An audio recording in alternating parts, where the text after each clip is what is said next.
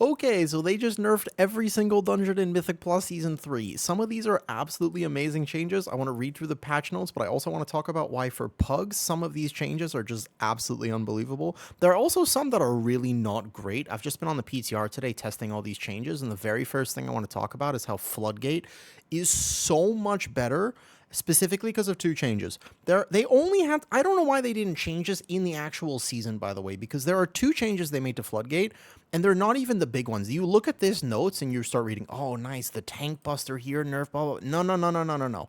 These two, these changes alone made Floodgate, it's one of my favorites. It's an amazing dungeon because of these two changes. There are two specific things. The only other thing I'd like to see for Floodgate, by the way, is the nerf to the seaweeds before the third boss, because in pugs, it's just very hard to coordinate stops. My thinking always is about pugs, and when we get to the Priory changes, I want to talk about why those are really helpful for pugs, maybe not so impactful for very coordinated groups. But you know what? I'm a pug player. Guess what? I don't have a team to push with. I have to pug all my keys. So a lot of these changes, like I think that they don't impact the player base in the same way. Because if you were doing a very high Priory, you already did some weird stuff. You were trying to pull all the casters. This is not the case. Let me tell you why this is amazing. Skipping bubbles with a shadow meld skip in a pug is a nightmare scenario. So many floodgates were lost because of this. He's gone. You don't have to worry about him anymore. He's no more. You don't have to skip bubbles. They just basically yeeted him out of the dungeon. Fantastic change. But this is the other big one. Because in a pug scenario, again, you couldn't really coordinate, and very, very, very few pugs that I was ever in went to try to skip the first weapon stockpile by Big Mama. This is the thing you have to click on to spawn the third boss. And almost always you had to pull that. You have to pull that Blood Warper and then go pull the other one. And your healer either couldn't heal, your DPS couldn't. Like, it was almost always a wipe scenario. So you don't have to do that anymore. They just moved it. You basically never have to pull this mob. You just go hit the crate after the boss, and then bam, you're right into the next Blood Warper. You have to play a single one instead of all. It's just an amazing change.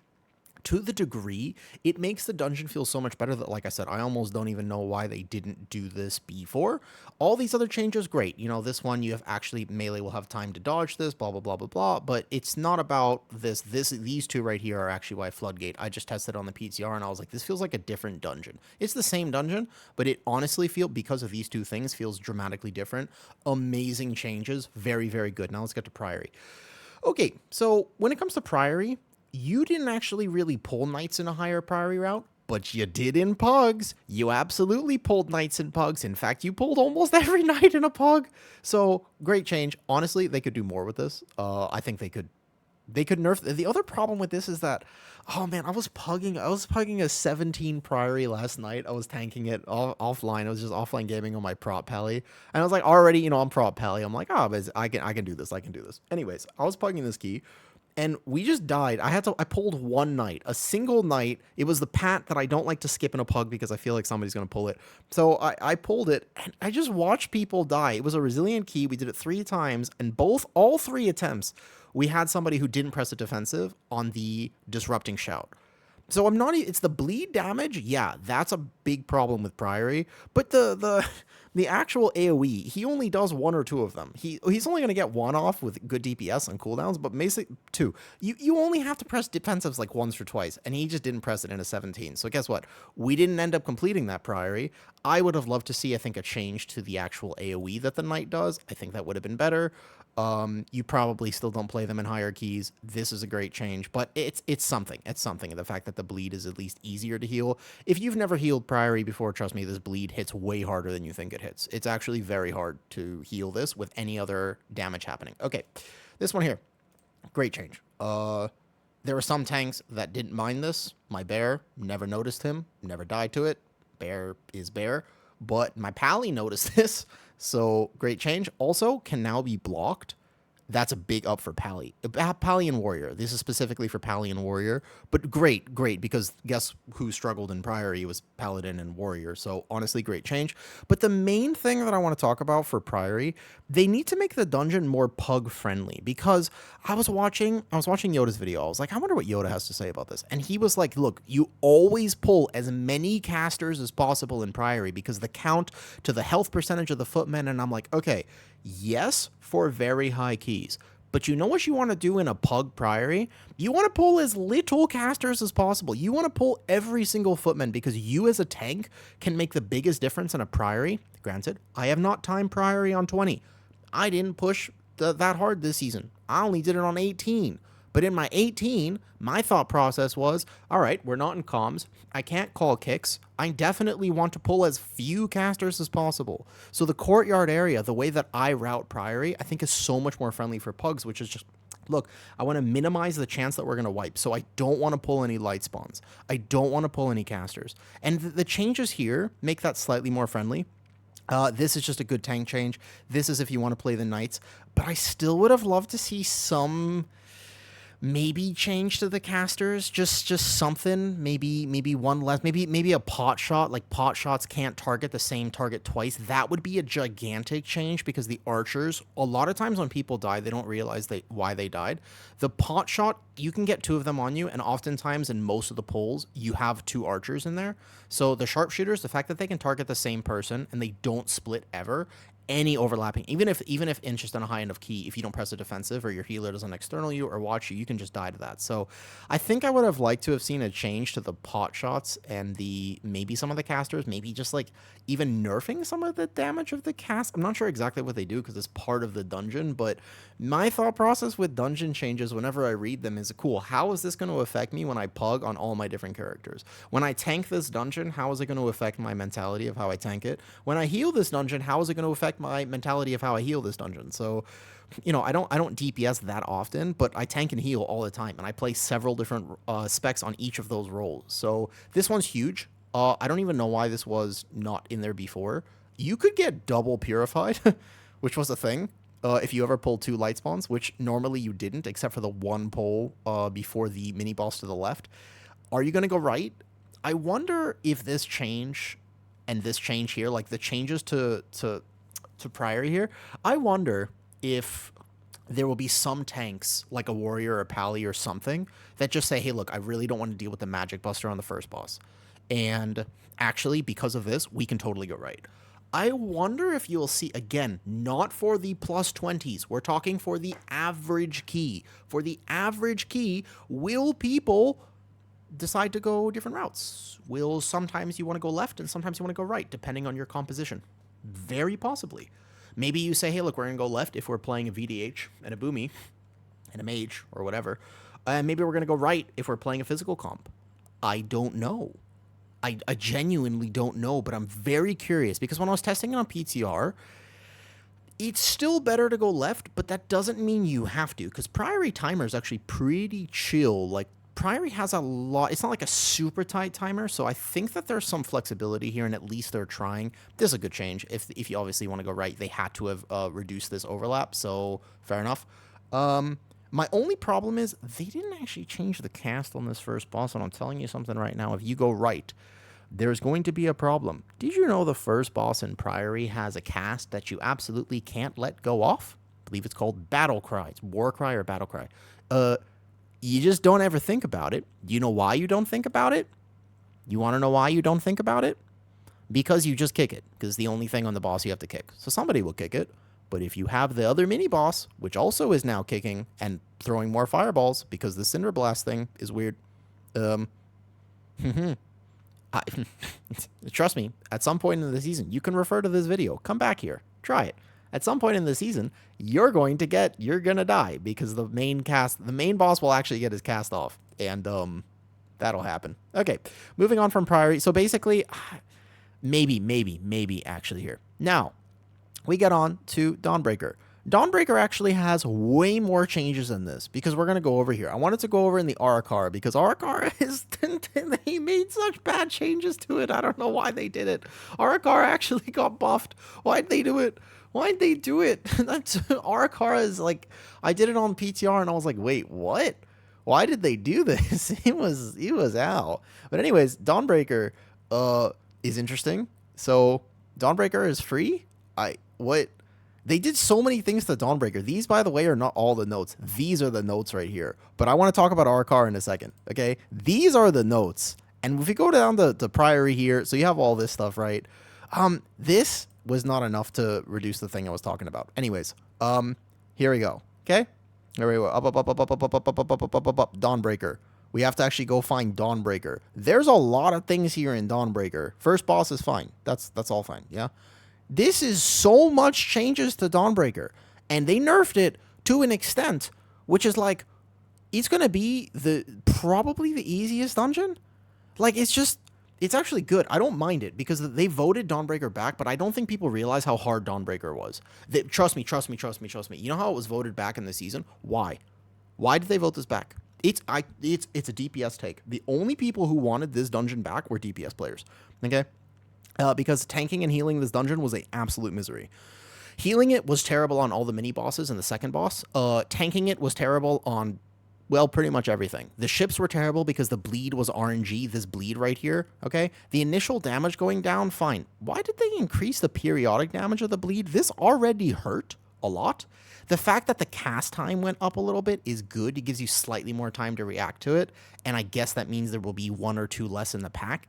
This hurts. The web bolt also going to 2.5 seconds, I guess, makes the ships kind of free because now that's a whole extra second. That's a very impactful change. So I'm thinking of the ships. This is, they just removed Umbral Rush or changed it. I guess the church area is free. You're going to pull much bigger. It's going to be fun. The only thing is, okay, so some of these changes no longer has a cast time. When I read this, I was like, okay, no longer has a cast time is a giant problem. And we find that out in Aracara. You might not pull the courtyard anymore. In higher keys, you didn't do this anyways. But the fact that they also changed the big guys, I think that you're going to have a very specific route in Dawnbreaker that will pretty much never change. There was some flexibility to it before. You're not anymore. I think you're basically always going to do the upper area before the second boss, and you will not fight the courtyard with all the changes to the casters because ow and ow. So, you know, this is most likely instant damage reduced. That's fine. But this is a problem because no longer has a cast time. If this is going to go off all the time. It's a curse, and it's one of the only dungeons now, aside from Aracara in the entire season, that has a mandatory dispel profile. That I will make a whole other video about because it's an issue with keys to begin with. This season, though, is looking very friendly. Okay, let's talk about Aracara. They did some stuff to Aracara, okay? They did stuff to Aracara. I did it on PTR. When I read this change, I was like, yes, good, because I don't like dungeons with mandatory dispel profiles. Dungeons with mandatory dispel profiles. Think Grim Patrol, the curses from season 1. Think the poison dispels in Aracara. They really force a comp. And one of the best things about this season, which I don't think people really realize, is the fact that you didn't have to play a specific dispel profile because there were no mandatory dispels this season. Basically none, okay? There's a weird curse in Rookery, but ignore that. Okay, this change, I was on PTR. I did the normal pull. Maybe you change the way you pull it, maybe not.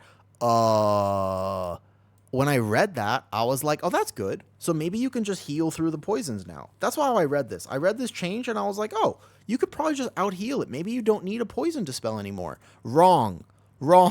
Because what happens is they stack. And let me point that out again.